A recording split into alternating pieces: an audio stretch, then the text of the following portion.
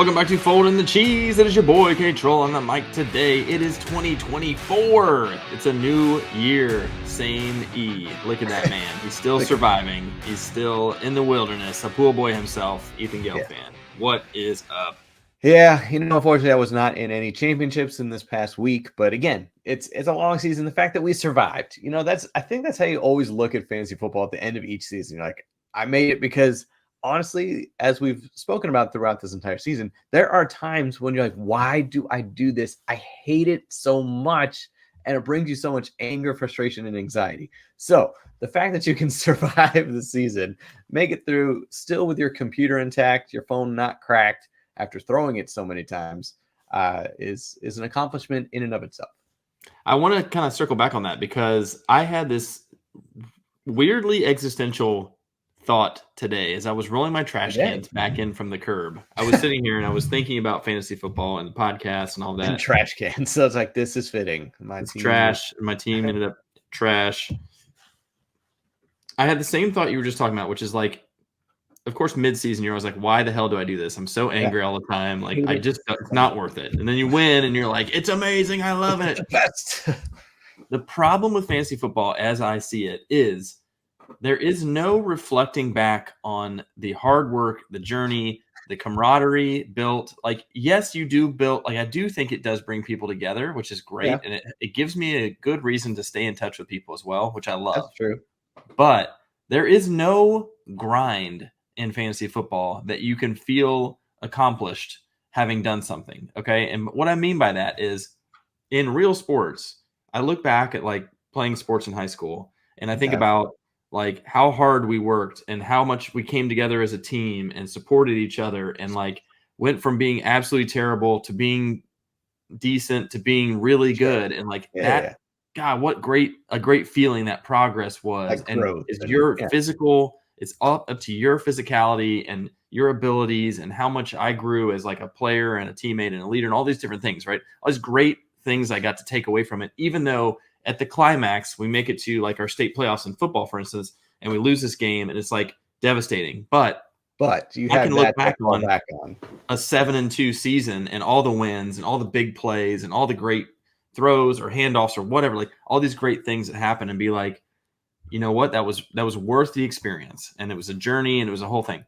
Fantasy football does not have that at all. I made it to the championship in our brand new dynasty league, which I'm stoked about this league in general. And I love dynasty. And I think that gives us a little bit more. That's a little bit more. That's a different animal, a little bit. Different animal. But so I make it to the championship and I came up short to a superior team. I'm not upset. I'm not that upset. I mean, I'm bummed. I'm not that upset about it. But I'm not looking back on it being like, you know what, though? Like, I've come a long way and I grew. I just got stronger and faster. And like, I'll always have these memories. Like, there are no memories. There are no memories of fantasy football. They don't matter. It's like, remember week 7 when I won that game against you because my guys played well that one day? Like they got a touchdown in the final. Okay, he got 30 yards as opposed to 20. I mean, well, I think you did mention dynasty. I think that does step it up a little bit because you are keeping these guys. So you could say, no, I made this shrewd move and it's going to be paying off for years to come. Or, oh my gosh, I made this mistake. I should not have traded this guy away, because that's the thing. This is your team forever, however long the league goes or however long we want to stay in it. So that's kind of the difference, because so I'm looking at our league that we've had forever and I made a couple good moves. Like one of the, which we're going to talk about in a little bit, spoiler alert, like I picked up Rashee Rice after I think 3 or 4 weeks, and that ended up being a great pickup for me. And he was one of the best receivers, especially down the stretch. I'm like, yeah, that's awesome. I end up losing in the semifinals. Doesn't matter now. It's not like I get to keep him next year. It's not like I can say some diamond that you found that you get to be rewarded for over and over again. It's like, nope, it's now just completely whiteboard again. It's like, God. Yep. So yes, I feel like in that respect, it is very deflating. That's like, well, crap. There's nothing else. I got nothing from this year, and there's nothing to look back on. And I can't even use the pieces or the goodness that I did have to move forward.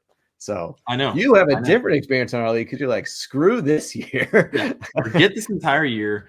Like, I want to flush it down the toilet and start over with a redraft. And so it's kind of nice to have a fresh start next year. But it's also like at the end of the season, you're always reminded of how daunting it is to lock it in for all these weeks and try and jockey and navigate a season and just to make it to the championship. And like, it's so much work throughout the season to get this thing, right, that it's kind of exhausting at the end. It is. To kind of go back to our Dynasty League, and I know this is going to be a very sore subject for you as I start talking about this. So my team was complete crap this entire season. Like, they just underperformed. A couple big injuries with like Joe Burrow and T. Higgins not really ever showing up to the end of the season. So I was terrible. Again, and I talked about it, I wasn't sure about the draft strategy. Anyway, but towards the end of the season, my last 4 weeks, I made a couple silly pickups that ended up paying out, like the Jake Brownings and Joe Flacco's. Everyone was laughing at me, but I literally needed a quarterback to start. I traded for Brock Purdy. I do have a couple draft picks now traded for that I've stocked up. But during the end, those last 4 weeks, my team actually showed what it could be. And that was without some of my big boys. So I was, you talk about seeing the growth. As much as fantasy football where you can see some growth, I saw that in my team. And I was like, you know what? I appreciate the momentum I have leading into next season. It gives me a slight glimmer of hope. So I knocked off a couple big dogs at the end of the season. Not that they mattered. Like, it didn't matter for me. I was going to finish last regardless. It didn't matter for them. They were going to finish first or third or whoever or wherever. But I was like, okay, this shows like my team can show up, can do certain things. And so this is where you're going to get mad at me. As you were going into your final matchup, as you said to me, you were reaching out to literally everyone trying to get a final trade and get your last piece to hopefully compete against Brent, because his team was stacked. It was a great team. And you were going after my boy Kyron Williams. And at that moment, had it been just a regular league, like, yeah, of course, trade, I don't care, but that's a little sleazy. But here I was like, you know what? He is a young piece for me. Like, he showed up basically the entire season besides the 3 or 4 games he was hurt. And I was like, I don't think I can let him go. You were offering me like a first round pick and Najee and all that. I was like, you know what? No, I gotta see what this guy can do. I have an actual young piece that produced. I got to hold on to him. And obviously you got super mad. Unfortunately, he also had an amazing last week. I knew he would. Yes, and that's why I needed him. Had I had him on my team, I would have won, by the way. Let the listeners know. But that would not have done me any good. I need to keep my strong piece for next year as I ride this momentum. Granted, we didn't show up in the playoffs, but it was the toilet bowl. I told my team, you know what? Just go home to your families. We had a great end of the season run. I'm proud of you guys. Let's go. Just rest up. Don't get hurt. We're going to opt out in the toilet bowl. We opted out. Florida State. Right. Yeah. You're Florida State. You opted out. Yeah. So it was okay. So yes, it was frustrating.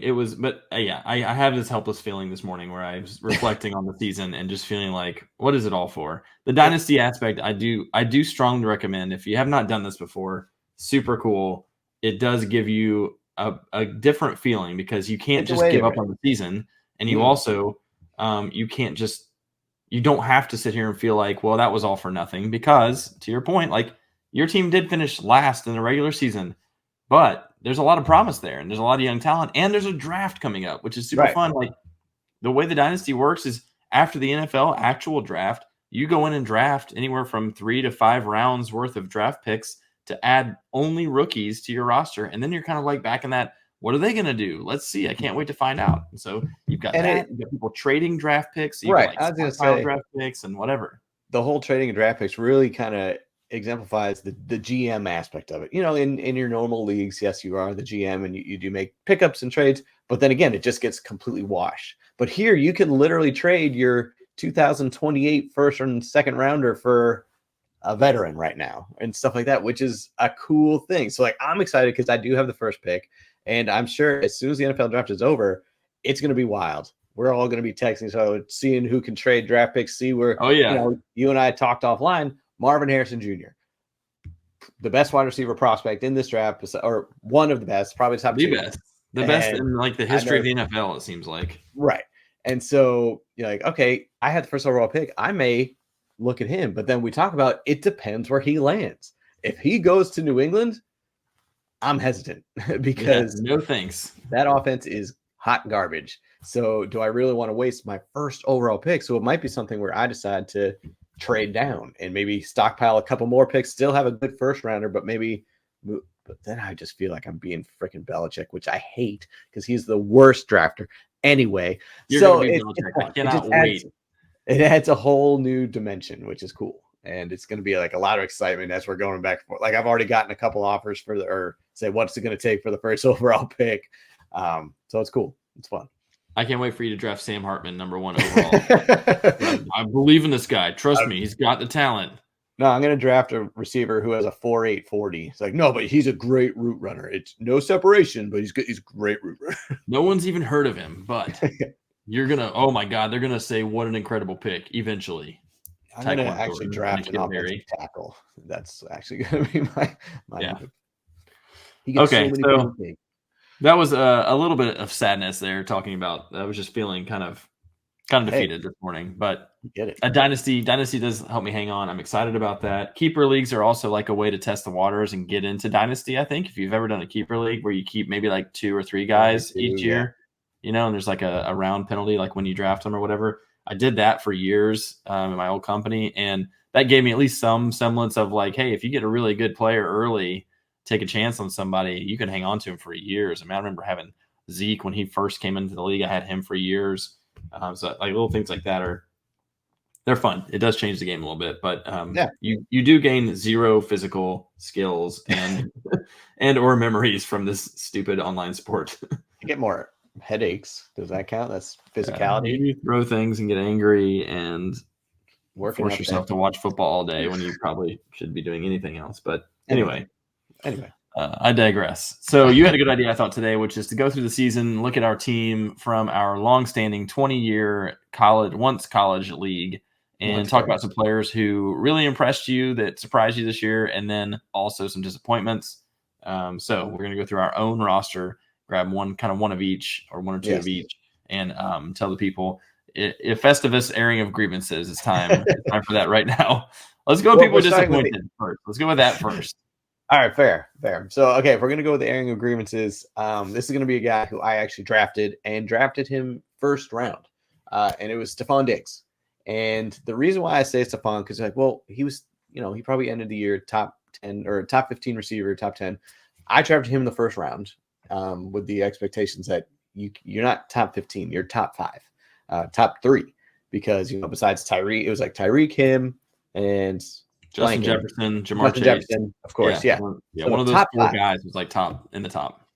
And he started, and it also helped the fact that second round, since I couldn't get Patrick Mahomes, which was going to be my strategy, as I said to everyone, roll the tape. Since he was taken in the first round, I could not get him. I went with Josh Allen. I was like, you know what? I got to get a top quarterback. And the fact that I compare him with Diggs, I thought was recipe for immense success. First 4 weeks of the season, it was. Whenever he was in trouble, he would look to spawn. He was getting the first 4 weeks of the season. He had 100 yards every game, something like 20 or so fantasy points every time. Like, this is exactly what I wanted. Yeah. You look at his stats after week 5 or maybe week 6, has not hit 100 yards this entire rest of the season. And he has been, there would be games I would literally be coming down to Allen and Diggs where I needed them to at least just be solid. And I'll be fine. Allen would show up because even if he wasn't throwing touchdowns, he was running them in. So I could always count on Josh Allen for at least 25 points, which was my strategy from the beginning. Get a quarterback who you can count on for 25 every time. And that was it. Yep. No qualms with Josh. Diggs would disappear. And that would be infuriating. And so I ended up losing by like 4 points. Granted, I only had 3 regular season losses or 4, but those were the key ones. And that's the difference between me getting a bye in the first round for winning the regular season. I was 1 game off of winning the regular season, and I ended up losing by 4 or 5 points. So Stephon Diggs, weirdly enough to say, disappointment. Yeah, first half of the season was an absolute monster. Through week 9, actually, was an absolute monster. But you're right. After week 6, there were no 100-yard games. He did continue to impress with PPR, and touchdowns, so he was good. But after week 9, here are his point totals in week 10 on. 6.4, 6.7, 19.4, you're happy, 6.4, 8.8, 7.9, 7.1. And these are full point PPR. That's devastating for your first round pick in the second half of the season. in the second half, which is the most crucial part, in the playoffs, and that's in the playoffs. So it can't happen. Playoffs. That's in the playoffs. Stephon Diggs, my first overall pick, and my greater disappointment, just because of the stakes. Any other receiver, if you draft that person in the 4th, 5th round, you're fine with that. Crushed it in the first half. A little disappointing, but you know what? It's like my 5th round pick. Yeah, what did you expect? Yeah. Can't first round's got to be consistent for you. In my first round. So as they have said many times, you can't win your draft in the first round, but you can lose your draft in the first round. And that is typically a note to just don't get cute. Don't like way overreach for someone just that early. There are at least 10 or 12 complete studs you should be able to rely on every year. And you made the right call. Right. Process over results. That's the right call. It's just he's burned people second half of the season. Yes. So I will see your Stephon Diggs, and I will raise you one Austin Eckler, as I'm certain everyone was sure that was going to be my name. Austin Eckler gave me fits this year. He started out with a 27.4 point week 1, and I was like, that's why I went with it. And I'll tell you, if you remember from the draft, I had, I think, the 4 spot, and I was like, all right, here's what I'm going to do. I'm going to take Tyreek Hill, and it's going to come back around, and I'm going to get like a Tony Pollard or Jahmyr Gibbs or somebody like that. And I got to the 4 spot, and Tyreek Hill was there, but so was Eckler because Nick Chubb went before me. And maybe I was the 5. I forget. I was like, Austin Eckler's still here. I've got to take him, right? I mean, that's like should be a top 2 or maybe 3 pick. So I jumped on Eckler, and after week 1, I was like, what a steal. And Tyreek also blew up, and I was like, oh, God, maybe I made the wrong choice. But then Eckler comes out of that game with an injury, misses 3 weeks. Then they're on bye, and I'm like, oh, great. At least he's back. A couple weeks of trash. 3 weeks in a row of being an absolute monster. And I'm like, okay, he's back. He just had to get healthy. We're good. And then he shit the bed so hard, just like Stephon Diggs, almost the exact same point totals, really. 7, 9.5, 4.7. He did have a 21 in there. Might have been on my bench at that point because I was so mad at him. 7.8, 11.6, 4.0. Like toward the end, they're just absolutely killing you. And again, first round pick. So again, like you don't have some other complete stud to fall back on when you draft Austin Eckler. Like you're kind of building your team around, like especially if you do like a hero RB where you take one really strong one and then wait. Yep. Like that could have worked out this year. I don't know like who those later guys were, but like if you're counting on Austin Eckler leading your team, he just completely let you down second half of the season. I just remember talking with you and how incredibly frustrating, and the fact that when he first got hurt, you picked up Josh Kelly because he had a great week 1 or week 2, and then he completely just was terrible. Yeah. Like great, he also was great week 1. Yeah, that's right. So screw the Chargers. So yes, disappointing. Screw the Chargers. I had him in our dynasty league too. It was another problem. Yeah. So I was like, in dynasty, you're thinking about when are they going to fall off the cliff, and you want to get rid of them before that happens, and you want to get maximum trade value for them. So you typically, I think you want to be like a year early on that. It was like it happened mid-season, and I was like, well, too late. What do I do now? What do I do? Slight honorable mention for disappointment was Aaron Jones, and the reason why I say that is same thing as Eckler. Great week 1, gets hurt, sits out the next week or 2, but then it's like I'm still hurt, but I'm gonna play like 5 snaps a game. But everyone's saying, "Yep, he's full go," but he wasn't, and that hurt me because it's not that I went RB0 to start the draft, but when I start off with a Stephon Diggs and then I go with my quarterback, the main ones are gone. So I thought Aaron Jones always finishes top 10. He's not a sexy name. He's not flashy, but he's going to get you like 13 to 16 points. It's a great 3rd round pick at the end of the 3rd round. That was a great. I was like, dang, you're pretty stacked. So I felt great, but he was just never there all year. Just with nagging injury, he then would go out for 2 more games, then come back, get you like 7 points, go out 2 more games. So honorable mention, Aaron Jones. I have an honorable mention as well, and I kind of planted my flag on this dude and was really excited about him. I took him probably a round early, maybe even 2 rounds early, but I got in our draft. I'm not mad at myself for this, but it was one of those where I kept in my head, I was thinking the analysts would say do this, but what is your gut telling you? And my gut, historically, my gut has been better than average. I think it's been like Amon-Ra St. Brown type. Like I love the dude. CD Lamb, I was in on him way early. Tony Pollard this year, you could argue was a disappointment, but I was like, dude, I've got a gut for this thing. I think I know who I want. I jumped in on Christian Watson. I knew you were going to say Aaron Jones. Didn't know at the time, of course. I was super pissed because he missed the first 3 weeks of the season with an injury that I knew nothing about. And we drafted the day before the first game of the season. Right. Where did this come from? So he misses 3 games. He comes in, a couple of 10-point games, not great.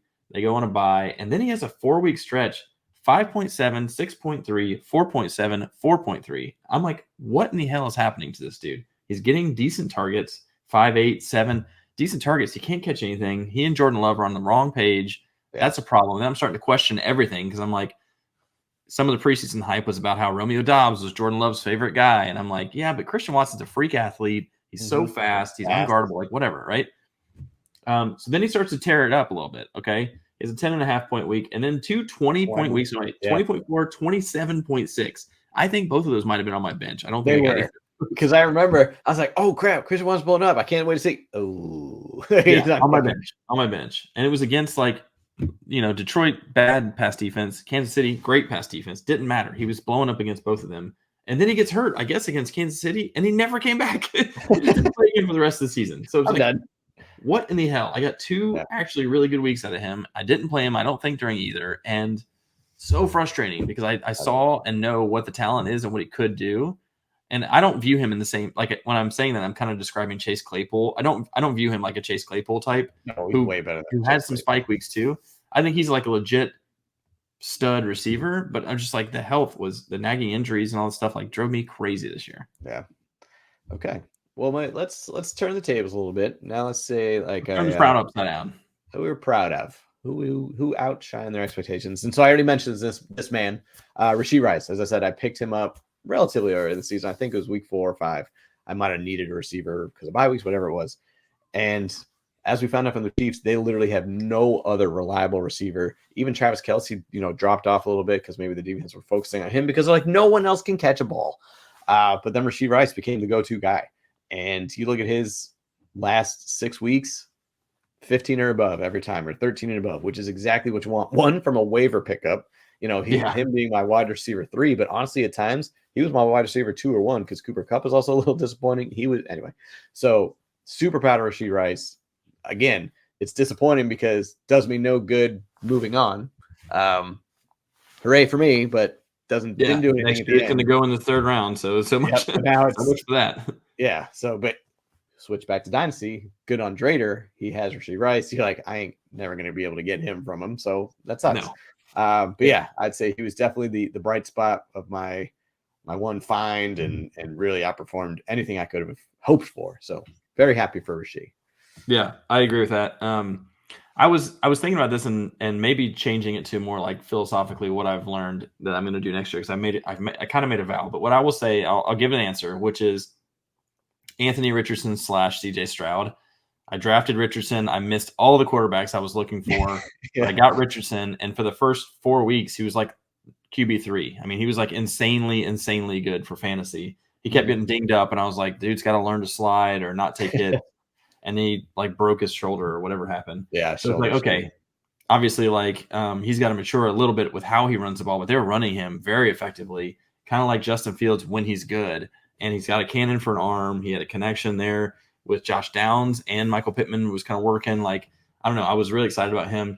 He goes down. I pick up CJ Stroud off the waiver wire, and he goes ham. I mean, the rest is history, right? He goes absolutely ham, especially when Tank Dell was there. And all of a sudden, he's the next big thing in the NFL. So that was a great pickup. Kind of the same story. He helped me through the one patch where I was like winning. I won like 5 out of 6 games, I think. And it was all because of him and Tank Dell, honestly, together, the two of them.